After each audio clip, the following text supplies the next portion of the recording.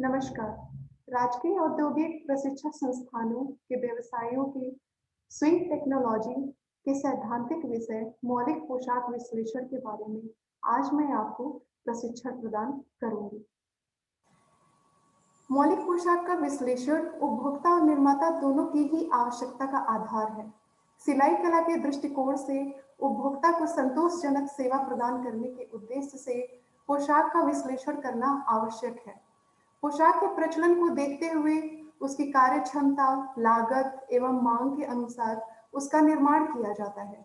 पोशाक विश्लेषण से उपभोक्ता को विश्वास दिलाया जाता है कि इसकी रचना गुणवत्ता मानकों के अनुसार की गई है। जैसा कि अभी परिचय में मैंने आपको बताया कि हमारे मौलिक पोशाक विश्लेषण में, जिसे हम इंग्लिश में बेसिक गारमेंट एनालिसिस भी कहते हैं, इसमें हमारा गारमेंट बनाने से लेकर के जब तक उसका विक्रय होता है, तब से लेकर के सारे चरण को हम शामिल करते हैं। जैसे कि कपड़ा कैसे बना, कहाँ बनाया गया, उसमें किन किन गुणवत्ता मानकों को शामिल किया गया, उसकी क्या क्वालिटी रही, उसका क्या हमने लागत लगाया या क्या उसकी प्राइस हमने फाइनल किया, ये सब उस विश्लेषण में शामिल होता है। क्योंकि अगर आप किसी चीज का या किसी पोशाक, किसी गारमेंट का निर्माण करते हैं, तो उसे हम ग्राहक के इच्छा के अनुसार हम सारी चीजों को ध्यान में रखते हुए बनाते हैं कि अगर हम किसी पोशाक को बना रहे हैं तो इसे कोई ग्राहक पसंद करेगा कि नहीं पसंद करेगा, इसमें जो लागत लगी है या फिर जो भी इसका हमने मूल्य निर्धारण किया है, वो हमारे ग्राहक के हिसाब से, उसकी संतुष्टि के हिसाब से है या नहीं है, या हमने किस तरह के कपड़े का इस्तेमाल किया है, हमने किस किस इसमें गुणवत्ता को शामिल किया है। इन सारी चीजों को दृष्टिगत रखते हुए हम इस विश्लेषण में इसका प्रशिक्षण प्रदान हम आज आपको करेंगे।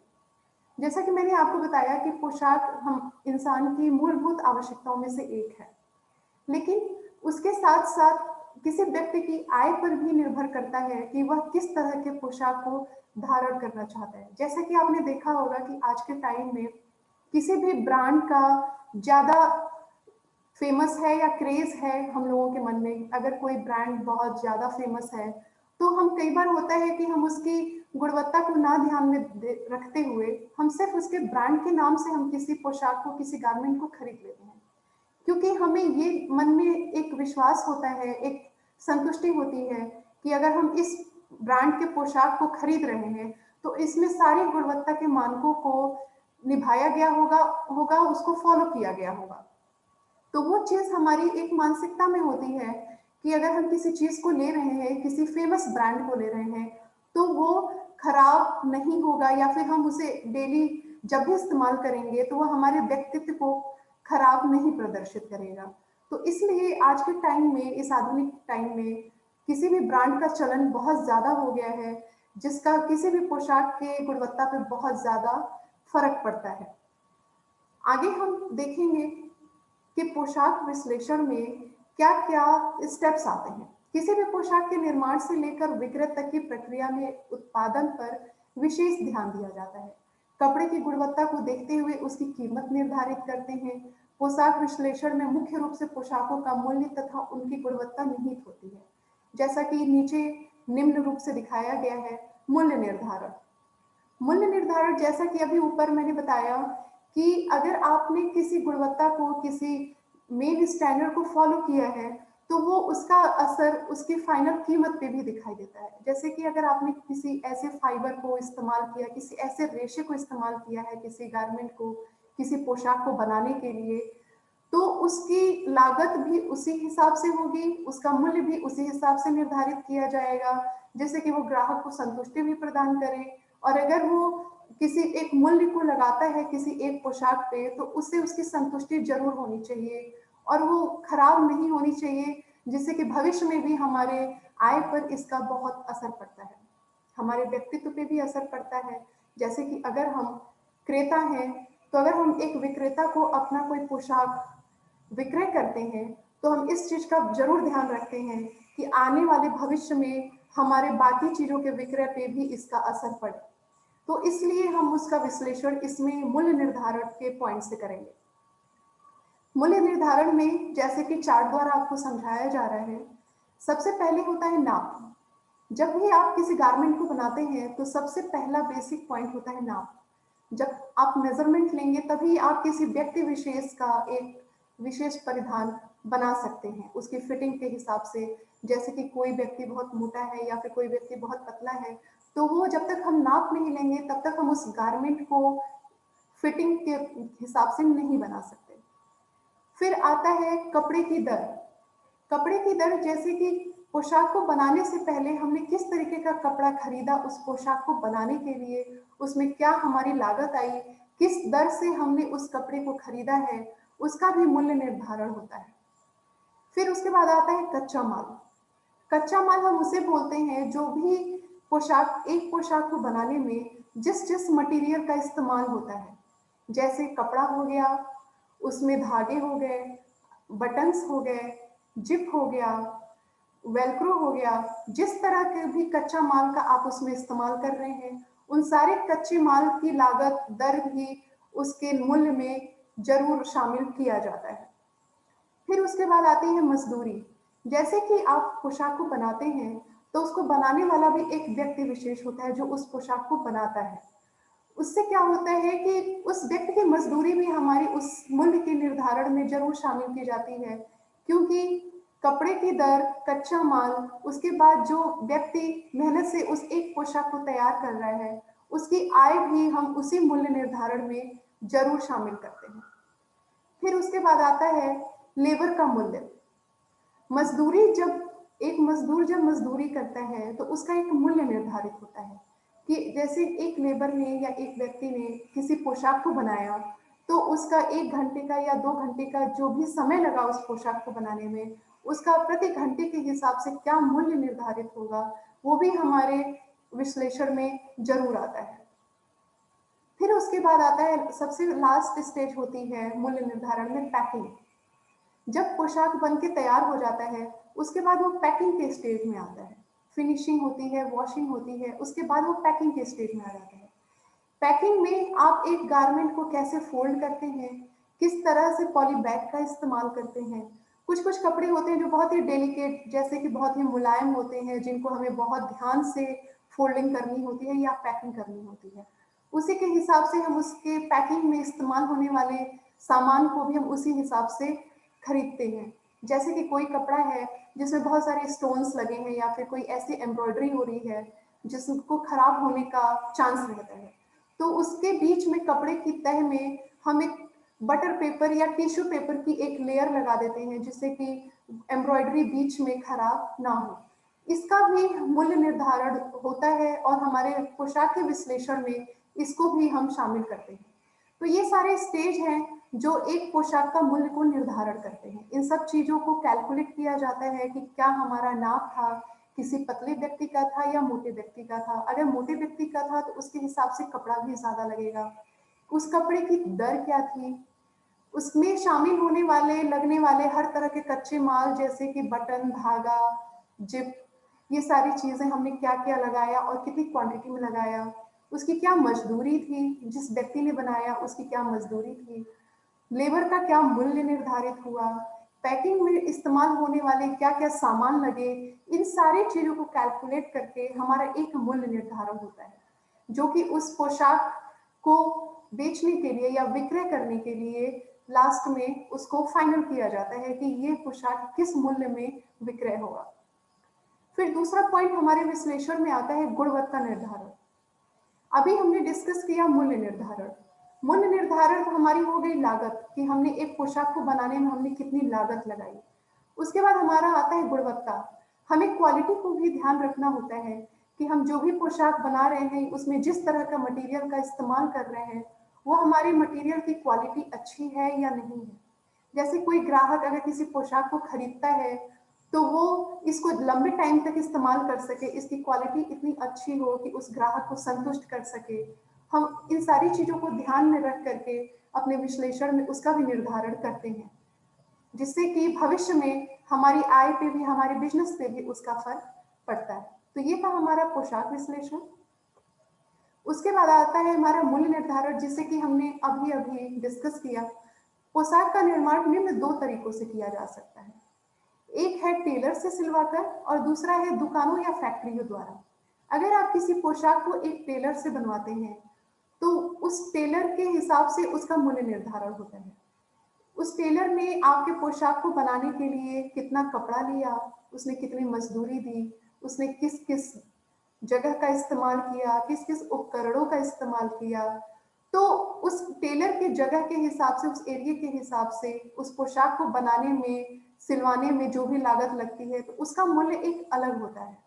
और वही अगर हम किसी दुकान या फैक्ट्रियों द्वारा अगर हम किसी पोशाक को तैयार करवाते हैं, तो जैसा कि हम अभी डिस्कस कर रहे थे कि फैक्ट्रियों में कोई भी चीज एक या दो की संख्या में नहीं बनती है, वहां हजारों या लाखों की संख्या में बनती है। और जब हम किसी टेलर से कोई सामान सिलवाते हैं या कोई पोशाक सिलवाते हैं, तो वो हम एक पोशाक सिलवाते हैं जिसकी मात्रा एक या दो होती है। लेकिन जब हम किसी फैक्ट्री में उसी पोशाक को बनवाते हैं तो वहाँ पे हजारों या लाखों की संख्या में होती है। तो यहाँ पे उसके मूल्य पे बहुत बड़ा फर्क पड़ता है। जब आप किसी एक पोशाक को किसी फैक्ट्री लेवल पे प्रोडक्शन करवाते हैं तो वहां पे उसकी लागत थोड़ी कम आती है, क्योंकि उसके बना एक बार में उसकी परचेजिंग होती है, उसकी खरीदारी एक बार में होती है, तो उसके मूल्य पे बहुत फर्क पड़ता है। तो इस तरह से एक पोशाक सिलवाने में या बहुत पोशाक सिलवाने में, बनवाने में उसके मूल्य के निर्धारण में बहुत बड़ा फर्क पड़ता है। तो ये था हमारा मूल्य निर्धारण, जिसके दो तरीके थे, टेलर से सिलवाकर या दुकानों या फैक्ट्रियों द्वारा सिलवाकर। उसके बाद हमारा अगला स्टेप आता है, पोशाकों का मूल्य निर्धारण हम निम्न आधार पर भी करते हैं। जैसे कि अभी हमने डिस्कस किया था, नाप, किसी मोटे व्यक्ति का नाप है या पतले व्यक्ति का नाप है, ये भी हमें बहुत फर्क पड़ता है मूल्य निर्धारित करने में। जैसे कि अभी मैंने बताया कि नाप अगर किसी मोटे व्यक्ति का लेते हैं, उसी हिसाब से उसमें कपड़े की लागत भी ज्यादा होती है, और अगर किसी पतले व्यक्ति का बनाते हैं तो कपड़े की लागत कम होती है। फिर कपड़े की दर होती है कि उस कपड़े को बनाने में उसका क्या दर था, क्या मूल्य था। फिर कच्चा माल जो भी हमने लिया, उसमें धागा, बटन, वेलक्रो, जिप, फिर हमारी मजदूरी क्या थी, उसको बनाने में क्या उसका कॉस्ट आया, उस लेबर का क्या कॉस्ट आया, लेबर का क्या मूल्य आया, उसकी पैकिंग कैसे हुई, उसकी पैकिंग में किन किन चीजों का इस्तेमाल किया गया। उसमें टैग लगाए जाते हैं पैकिंग के टाइम पे। पैकिंग के टाइम पे एक प्राइस टैग भी होता है और एक स्पेशल टैग भी होता है। प्राइस टैग में हमारा मूल्य निर्धारित होता है कि वह एक पोशाक कितने में विक्रय होगा, और दूसरा हमारा स्पेशल टैग होता है जिसमें सारी इंस्ट्रक्शन लिखी होती हैं, सारे निर्देश लिखे होते हैं कि इस पोशाक को ग्राहक भविष्य में किस तरह से इसका ध्यान रखेगा, जैसे उसको कैसे धुलाई करेगा, कैसे उसको प्रेसिंग करेगा, ये सारी चीजें उस स्पेशल टैग पे लिखी होती हैं। तो इन सारे स्टेप्स का एक मूल्य निर्धारण में बहुत बड़ा रोल होता है। फिर आता है हमारा गुणवत्ता निर्धारण। वर्तमान में प्रतिस्पर्धा का माहौल है, जिसे हम दूसरे शब्द में कह सकते हैं कि कंपटीशन का माहौल है। तो इस टाइम के, आधुनिक समय के कंपटीशन भरे टाइम पे अगर हम किसी अपनी व्यक्तित्व को निखारना चाहते हैं या फिर हम अपनी आय को बढ़ाना चाहते हैं, तो हमें उसकी गुणवत्ता को जरूर निर्धारित करना पड़ेगा। हमें अपनी क्वालिटी ऐसी रखनी पड़ेगी पोशाकों की, जिससे कि हमारा बिजनेस ज्यादा से ज्यादा बढ़े और ज्यादा से ज्यादा ग्राहक उसे पसंद करें, जिससे कि भविष्य में हमारी लागत या हमारी आय, उन सब चीजों पे उसका फर्क पड़ता है, और हमारे आने वाले भविष्य में उस सफलता पे भी इसका बहुत बड़ा फर्क पड़ता है। इस समय पोशाक की गुणवत्ता का विश्लेषण उसके मानकों के आधार पर किया जाता है। इसलिए पोशाक की गुणवत्ता सुधार कर अपना बाजार भी बनाया जा सकता है। जैसे कि आपने किन किन स्टैंडर्ड को फॉलो किया एक पोशाक को बनाने के लिए। आपने अच्छी क्वालिटी के फाइबर का, अच्छी क्वालिटी के रेशे का इस्तेमाल किया है या नहीं किया है। आपने किस किस तरह के धागे या बटन्स का इस्तेमाल किया है। ये सारी चीजें, गुणवत्ता हम सुधार कर बाजार में अपने आप को एक अलग व्यक्तित्व के रूप में निखार सकते हैं। फिर आता है हमारा वस्त्र विश्लेषण की विधियां। वस्त्र विश्लेषण तीन निम्न विधियों द्वारा किया जाता है। पहला है दृष्टिगत निरीक्षण, वृहद दृष्टिगत निरीक्षण, और तीसरा है हमारा प्रयोगशाला निरीक्षण। आगे हम इसके बारे में डिटेल में प्रशिक्षण प्रदान करेंगे, जो कि हमारा पहला पॉइंट है दृष्टिगत निरीक्षण, जिसे हम विजुअल इंस्पेक्शन भी कहते हैं। इस विधि में वस्त्रों की दिखावट, सौंदर्य, वस्त्रों के गुण, सिलाई के प्रकार, प्रति इंच या सेंटीमीटर टाकों की संख्या का अनुमान लगाया जाता है। दृष्टिगत विश्लेषण की विश्वसनीयता निरीक्षक पर निर्भर करती है। जैसा कि अभी मैंने एक पॉइंट बताया, प्रति इंच या सेंटीमीटर। प्रति इंच एक हमारी इंडस्ट्री में एक शब्द होता है एसपीआई, स्टिच पर इंच। मतलब एक इंच में हमने कितने टाकों का इस्तेमाल किया, इसका भी हमारा गुणवत्ता पे बहुत बड़ा फर्क पड़ता है। जितने ही ज्यादा आपके एक इंच में टाके होंगे, उतनी ही आपकी पोशाक को बनाने में वो ज्यादा ही ड्यूरेबल होगा, वो स्थिर होगा, वो पोशाक उतना ही ज्यादा लंबे टाइम के लिए चलेगा। तो इसका भी निरीक्षण हम अपने दृष्टिगत निरीक्षण में करते हैं कि वस्त्र की क्या क्वालिटी है, सिलाई का क्या प्रकार है। इन सब चीजों का अनुमान लगाकर हम अपने दृष्टि द्वारा निरीक्षण करते हैं कि हमारा ये पोशाक किस क्वालिटी का बना है। और आधे से अधिक उसकी गुणवत्ता निरीक्षक पर भी निर्भर करती है कि जो भी निरीक्षक निरीक्षण को कर रहा है, उसके अंदर क्या क्या क्वालिटीज हैं, या फिर किस किस स्टैंडर्ड को फॉलो करके वो ये इस निरीक्षक को कर रहा है। तो ये था हमारा विजुअल इंस्पेक्शन। फिर उसके बाद आता है हमारा वृहद दृष्टिगत निरीक्षण। वो हमारा विजुअल इंस्पेक्शन था, ये हमारा वृहद दृष्टिगत निरीक्षण था। विजुअल इंस्पेक्शन में हम सिर्फ वस्त्रों की क्वालिटी, उसके टाकों की क्वालिटी और हम कपड़े की सुंदरता देख करके भी हम निरीक्षण करते हैं। लेकिन वृहद दृष्टिगत निरीक्षण में हम उससे थोड़े बड़े लेवल पे आकर के निरीक्षण को करते हैं। इस विधि में साधारण परीक्षण, साधारण नापने के उपकरण एवं धुलाई के उपकरणों द्वारा परीक्षण किया जाता है। इसमें सूक्ष्मदर्शी द्वारा धागों के प्रकार, गुणवत्ता, रंगों की जांच, फैब्रिक की कतरन को जलाकर परीक्षण को किया जाता है।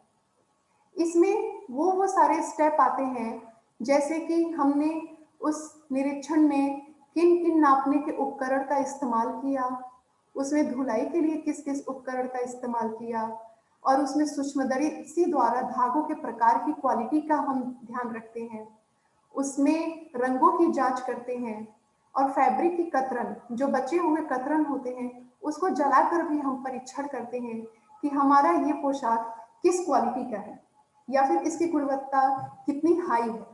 इसलिए हम इस वृहद दृष्टिगत में थोड़े बड़े लेवल पे करते हैं। और जैसा कि आपको चित्र के माध्यम से बता रही हूँ मैं कि इन सारे सारे टूल्स का, उपकरण का इस्तेमाल हम वृहद दृष्टिगत निरीक्षण में करते हैं, जिससे कि उसकी गुणवत्ता और ज्यादा अच्छे तरीके से हम बता सकें। फिर आता है हमारा प्रयोगशाला निरीक्षण। प्रयोगशाला निरीक्षण वस्त्रों के प्रयोगशाला निरीक्षण हेतु इनके संगठन संचालित करते हैं, जो कि निम्न है।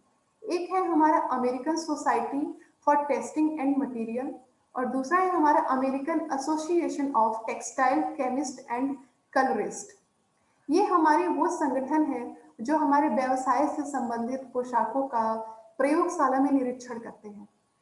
इन संगठनों द्वारा जो भी निरीक्षण किया जाता है, वो उसकी क्वालिटी को दर्शाता है।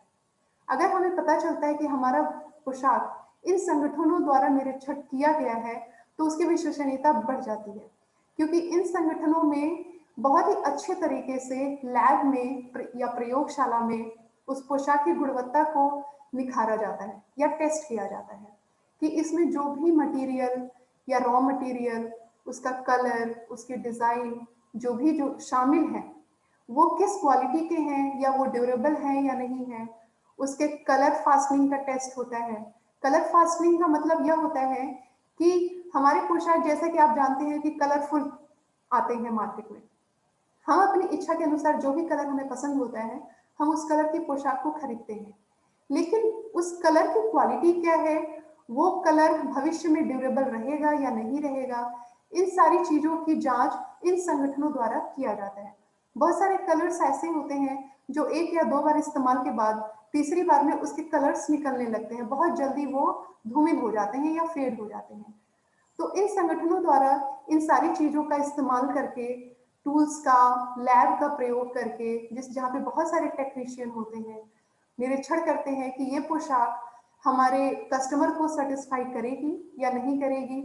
इसके बाद हमारी पोशाक से कस्टमर अगर संतुष्ट होता है, तो वो हमारी आय पे भी इसका फर्क पड़ता है।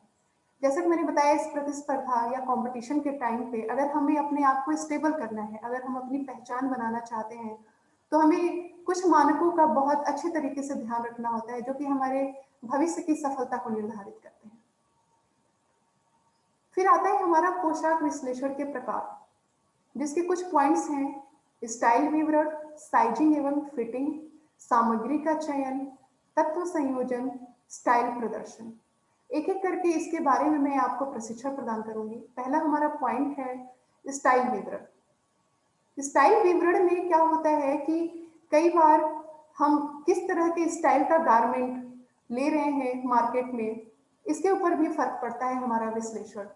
कई बार हम स्टाइल सिर्फ देख करके किसी गारमेंट को खरीद लेते हैं और उसकी ड्यूरेबिलिटी उतनी अच्छी नहीं होती। तो इन सब चीज़ों का भी विश्लेषण किया जाता है कि कुछ गारमेंट ऐसे होते हैं कि जो दिखने में बहुत अच्छे होते हैं लेकिन वो ड्यूरेबल नहीं होते, और जो ड्यूरेबल होते हैं वो दिखने में अच्छे नहीं होते। तो इन सारी चीज़ों का स्टाइल विवरण में हम इस चीज़ का ध्यान रखते हैं कि हमने क्या क्या स्टाइलिंग करी है, किन किन तत्वों का इस्तेमाल किया है उस पोशाक को बनाने में। दूसरी आती है हमारी साइजिंग एवं फिटिंग। जैसा कि हम इसके बारे में डिस्कस कर चुके हैं, हमारी जो साइजिंग है, जैसे कि व्यक्ति तो व्यक्ति से फर्क होती है, एक व्यक्ति से दूसरे व्यक्ति की साइजिंग एवं फिटिंग अलग अलग होती है। एक मोटे व्यक्ति से पतले व्यक्ति की ओर अगर हम जाते हैं तो कपड़े की साइजिंग का बहुत फर्क पड़ता है और उसकी फिटिंग का भी बहुत फर्क पड़ता है। कुछ हमारे एक स्टैंडर्ड साइज के बारे में मैं आपको बता रही हूँ। जैसे हमारा स्मॉल साइज है, जो कि एक पतले व्यक्ति ज्यादातर उसे प्रयोग करते हैं, स्मॉल साइज के गारमेंट्स को।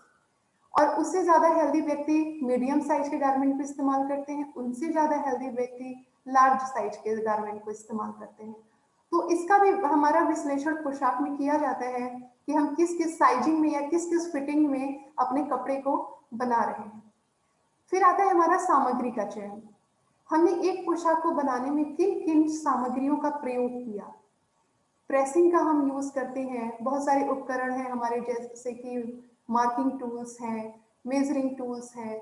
इन सब को भी हम अपने विश्लेषण में शामिल करते हैं कि हमने किन किन तरह का उपकरण प्रयोग करके अपने पोशाक को बनाया है, हमने किस तरह का मार्किंग यूज किया है, हमने कैसी स्प्रेडिंग यूज की है, हमने कैसी कटिंग यूज की है, हमने किस तरह के धागे का इस्तेमाल किया है, बटन, जिपर, ये सारे सामग्रियों का चयन हमारे पोशाक के विश्लेषण में आता है। फिर आता है तत्व संयोजन। तत्व संयोजन वह होता है जो कि हमारे एक गारमेंट में बनाने के ओवरऑल तत्व को निर्धारित करता है। उसमें हमने किस तरह का फ्यूजिंग का इस्तेमाल किया है, हमारे किस तरीके का रेशे का पोशाक बनकर तैयार हो रहा है, ये सारे वो तत्व हैं जो कि पोशाक विश्लेषण में बहुत ही अच्छा रोल प्ले करते हैं। फिर आता है हमारा स्टाइल प्रदर्शन। स्टाइल प्रदर्शन, जिसे हम स्टाइल प्रेजेंटेशन भी कह सकते हैं। प्रेजेंटेशन वह होता है कि जहाँ पे हम मार्केट में अपने गारमेंट को, अपने पोशाक को प्रदर्शित करते हैं, जिससे कि हमारे डिजाइन के बारे में ज्यादा से ज्यादा लोगों तक हमारा कपड़ा पहुंच सके। और अगर जैसे कि अगर आपने किसी एक डिजाइन का पोशाक बनाया और आप चाहते हैं कि इसके बारे में आप लोगों को ज्यादा से ज्यादा बता सकें, तो उसके लिए हम प्रदर्शन करते हैं। प्रदर्शन के टाइम पे हम ध्यान रखते हैं कि हमारी एक मूल्य की पोशाक एक लाइन में हो, जिससे कि कई बार ग्राहक आते हैं और हम एक ही जगह पे वो हर तरह के गारमेंट को, हर तरह के पोशाक को देखना चाहते हैं। जैसे कि उदाहरण के लिए मैं आपको बता रही हूँ कि कोई भी गारमेंट जैसे कि हमारा स्मॉल साइज का है, और अगर कोई भी ग्राहक हमारी प्रदर्शनी में आता है प्रदर्शन के लिए, पोशाक को देखने के लिए, तो वो स्मॉल साइज के ही कई तरह के पोशाक को देखना चाहते हैं, जिससे कि वह पसंद कर सके और जो भी पोशाक उसे पसंद आए वो उसे लेकर जा सके। तो हमें इस चीज का ध्यान रखना चाहिए कि हम जहां भी प्रदर्शन कर रहे हैं अपने पोशाक का, वहां पे हम एक साथ अलग अलग तरह के पोशाक का सेम साइज रखें, जिससे कि हमें बार बार ढूंढना ना पड़े और हम एक साइज का पोशाक एक बार में ग्राहक को ज्यादा से ज्यादा दिखा सकें। उसमें हमारा मूल्य भी आता है। हमें ये हमेशा कोशिश करनी चाहिए प्रदर्शन के टाइम पे कि हमारे एक मूल्य के पोशाक हमारी एक जगह हो। कई बार ऐसा होता है कि हम ग्राहक को कम मूल्य का पोशाक दिखा देते हैं और वो देखते देखते किसी दूसरे पोशाक को पसंद कर लेता है और उसे लगता है कि ये पोशाक भी उसी मूल्य का होगा। तो हमें इन गलतियों से बचना चाहिए। एक जगह पे हमें एक मूल्य के तरह के ही पोशाक को रखना चाहिए, जिससे कि ग्राहक की भी संतुष्टि हो सके और हमारे भी समय की बचत हो सके। इसमें एक पॉइंट ये भी आता है स्टाइल प्रदर्शन में, फिटिंग के हिसाब से।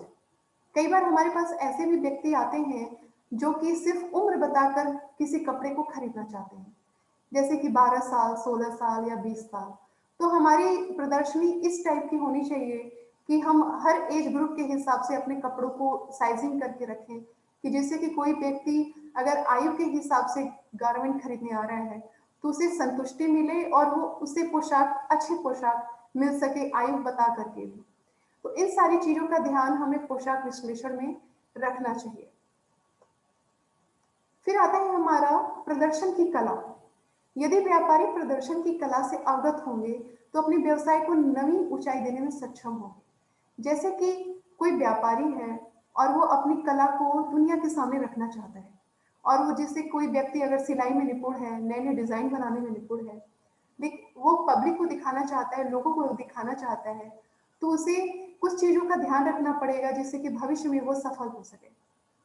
जैसे कि फैब्रिक के गुण का आधार, फिर उसके बाद आता है मूल्य के अनुसार, फिर आता है नाप के अनुसार। जैसा कि अभी मैंने आपको बताया, फैब्रिक के गुण के हिसाब से ही उसे अपने कपड़े का प्रदर्शन करना चाहिए कि उसने किस किस क्वालिटी का कपड़ा अपने प्रदर्शन में रखा है। फिर जैसा कि मैंने आपको अभी अभी बताया, मूल्य के अनुसार, मूल्य के अनुसार उसे अपने अंदर वो कला रखनी चाहिए कि कोई भी ग्राहक अगर उसके पास आता है किसी पोशाक को पसंद करने के लिए, तो उसके पास उसकी इच्छा के हिसाब से, के मूल्य के हिसाब से भी पोशाक हो, जिससे कि वो ग्राहक को खाली हाथ ना लौटना पड़े। फिर जैसा कि अभी हमने डिस्कस किया, नाप के अनुसार, नाप के अनुसार भी हमारे अंदर प्रदर्शन की ऐसी कला होनी चाहिए कि जिससे कि अगर कोई ग्राहक हमारे पास आता है पोशाक देखने के लिए, तो हम उसे एक बार में उसके नाप के हिसाब से पोशाक को दिखा सकें, जिससे कि उसे पोशाक पसंद करने में आसानी हो। फिर आता है हमारा प्रशिक्षण का सारांश। जैसे कि मैंने आपको आज बताया, मौलिक पोशाक विश्लेषण, जिसमें हम कैसे एक गारमेंट को एनालिसिस करते हैं, उनमें किन किन मापदंडों का ध्यान रखते हैं, इन सारी चीजों का हम उसमें ध्यान रखते हैं कि कैसे हम एक विक्रेता तक, क्रय से लेकर के विक्रय तक हम किन किन मापदंडों का ध्यान रखें कि हमारा बिजनेस एक नए शिखर पर जा सके। फिर हमने डिस्कस किया मूल्य निर्धारण, कि किस तरीके से एक लेबर की मजदूरी, कच्चे माल, कपड़े का दर और उस पोशाक में इस्तेमाल होने वाले हर तरह के वो ट्रिमिंग्स जो कि मिल करके एक मूल्य का निर्धारण करते हैं, वो सारी चीजें हमारे पोशाक के विश्लेषण में आती हैं और वो हमारा पोशाक विक्रय के लिए तैयार होता है। फिर हमने डिस्कस किया गुणवत्ता निर्धारण, कि हमें किन किन स्टैंडर्ड को अपने पोशाक को बनाने में फॉलो करना है, उसको शामिल करना है, जिससे कि हमारी क्वालिटी अच्छी हो और हम ज्यादा से ज्यादा अपने आप को सफल बना सकें, अपने ग्राहक को संतुष्ट कर सकें और अपने बिजनेस को, अपने व्यवसाय को सफलता की एक नई ऊंचाई तक ले जा सकें। अगर आप एक बेसिक या स्पेशल इंस्ट्रक्शन को फॉलो करते हैं, स्टैंडर्ड को फॉलो करते हैं, तो आप ग्राहक को संतुष्ट करेंगे और वो ग्राहक अगली बार भी आपका वहां आकर के पोशाक को खरीदना चाहेगा। फिर हमने डिस्कस किया वस्त्र विश्लेषण की विधियां, कि कौन कौन सी विधियां हैं। एक विजुअल था दृष्टिगत, एक था बृहद दृष्टिगत, कि कैसे हम एक विजुअल इंस्पेक्शन से भी एक गारमेंट के क्वालिटी को निर्धारित कर सकते हैं कि हमारा पोशाक किन किन मापदंडों से होकर के गुजरा है, उसमें टाके की क्या क्वालिटी है, हमने किस किस तरह के रंगों का इस्तेमाल किया है। फिर हमने बृहद विश्लेषण में भी इस चीज का प्रशिक्षण लिया कि हम किस तरीके से कपड़े के कतरन को जलाकर भी यह देख सकते हैं कि हमने किस तरह के मापदंडों का प्रयोग किया है। इससे हमारा एक स्टैंडर्ड बनता है और हमारे ग्राहक की संतुष्टि होती है और हमारा आय भी बढ़ता है। फिर हमने डिस्कस किया प्रदर्शन की कला, कि किस तरीके से पोशाक के बनने के बाद हम ग्राहक तक अपने पोशाक को प्रदर्शित कर सकते हैं और अपनी कला के माध्यम से अपने पोशाक को लोगों तक पहुंचा सकते हैं, जिससे कि हमारा आय भी बढ़े और ग्राहक की संतुष्टि भी बढ़े। तो ये हमारा प्रशिक्षण का सारांश था जो आज हमने प्राप्त किया। आज मैंने आपको मौलिक पोशाक विश्लेषण पर प्रशिक्षण दिया है। आशा है कि यह प्रशिक्षण भविष्य में आपके लिए सहायक होगा। धन्यवाद।